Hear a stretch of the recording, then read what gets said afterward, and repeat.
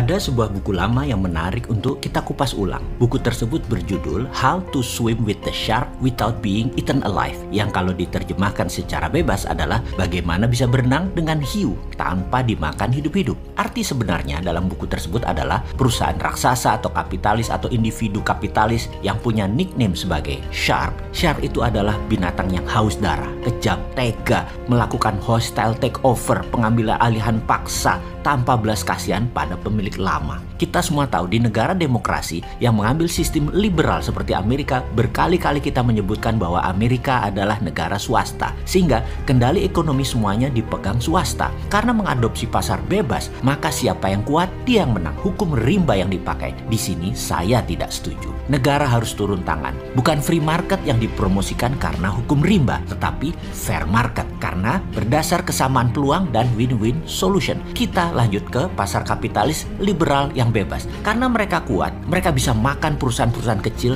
dengan harga nol. Anda bisa dibikin berhutang pada mereka dan tinggal diambil gratis. Itu muasal kata debt trap atau jebakan hutang yang dilakukan pertama oleh pihak swasta. Para shark inilah pelakunya. Kekejaman kapitalis tadi sampai sekarang masih ada, malahan tambah buas. Dan itulah business as usual dari para shark tersebut. Mereka berbungkus venture capital, berbungkus giant multinational company, private investor, hedge fund, dan banyak lagi nama mereka biar mereka terlihat baik, seksi, dan mitra terpercaya. Sebelum kita lanjut tentang pelajaran How to Swim with the Shark Without Being Eaten Alive, sebaiknya saya minta izin untuk sedikit lompat. Nanti kita balik ke topik di awal. Shark di dunia korporasi di negara barat sudah kelihatan. Maka ada buku yang sedang saya kerjakan di mana memerlukan waktu lama karena penelitiannya panjang, mengagumkan politik, bernegara, dan ekonomi makro-mikro. Judul buku ini sudah saya sebutkan berkali-kali. Buku ini adalah buku ketiga trilogi serial geopolitik dan geoekonomi yang nanti akan berjudul Redraw Maps. Dengan tagline kecil di bawahnya adalah Mari Bung Rebut Kembali. Dan ada second tagline, yaitu bagaimana berenang dengan Amerika dan Tiongkok tanpa Indonesia dimakan hidup-hidup. Agak nyeleneh judulnya, karena saya menganggap Indonesia saat ini sudah dimakan hidup-hidup oleh keduanya selama 7 presiden. Maaf sekali ya, maaf. Ini sebuah tulisan berdasarkan studi panjang, 3 tahun hingga saat ini. Oke, kita tidak membahas bukunya, namun informasi kali ini kita akan memberikan pemahaman dasar bernegara ala Forza Panarata, yaitu nawacitanya Mardigo Nation. Kita nomor 1 itu anti negara berbisnis. Jadi kita anti BUMN. Jelas, dan kita tegaskan sekali lagi. Kita sangat mendukung swasta, terutama bottom of pyramid, UKM, buruh, dan petani. Kita juga tegaskan kita mendukung fair trade, pasar yang adil, bukan pasar bebas yang pakai hukum rimba. Di mana shark pasti ada, namun memakan yang kecil dan lemah tidak semudah itu karena dilindungi peraturan atau kebijakan negara. Shark Indonesia akan kita bantu memakan perusahaan di luar Indonesia dan milik asing. Dan itulah yang namanya hacking growth bernegara ala nawacita Forza Panarata. Kita akan jadikan Indonesia negara swasta. Negara hanya regulator. Negara bukan lagi operator aktif kecuali 3 hal dalam masalah fiskal,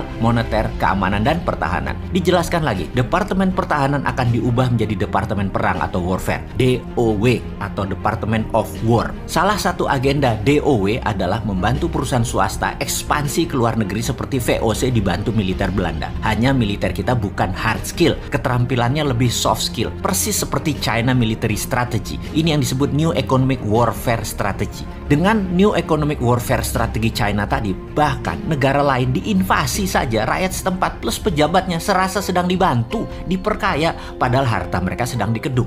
Itulah military soft power yang saat ini diperlakukan oleh China. Dan banyak yang tidak mengerti hal beginian. Tapi nggak apa-apa lah, udah kejadian. Kita kembali ke sejarah VOC yang kalau kekayaannya dijumlah sama dengan kekayaan Amazon, ditambah Facebook, ditambah Google, ditambah Microsoft. Dan itu adalah kekayaan VOC. Tanpa military support, hard power yang kejam, VOC nggak bisa seperti itu. Misalnya seperti sejarah di Pulau Banda, penghasil nutmeg atau pala, yang saat itu memiliki 15.000 penduduk. Demi menguasai wilayah tersebut, pedagang Belanda ingin menguasainya, maka militernya di bawah JP Kun atau Jang Peter Sun Kun bisa bantai 14.000 penduduk Pulau Banda, hingga saat itu tinggal 1.000 orang saja. Sekarang itu adalah cerita duka. Amerika selama 70 tahun masih pakai cara Belanda melindungi oil company-nya, internet bisnisnya, satelitnya, dan dolarnya. Namun sejak 2013 Amerika mendapat tantangan baru dengan strategi soft power dari Tiongkok yang banyak disukai pemimpin negara oportunis yang ingin cetak quick money. nih, miring ke Tiongkok itu ada dua ciri saat ini,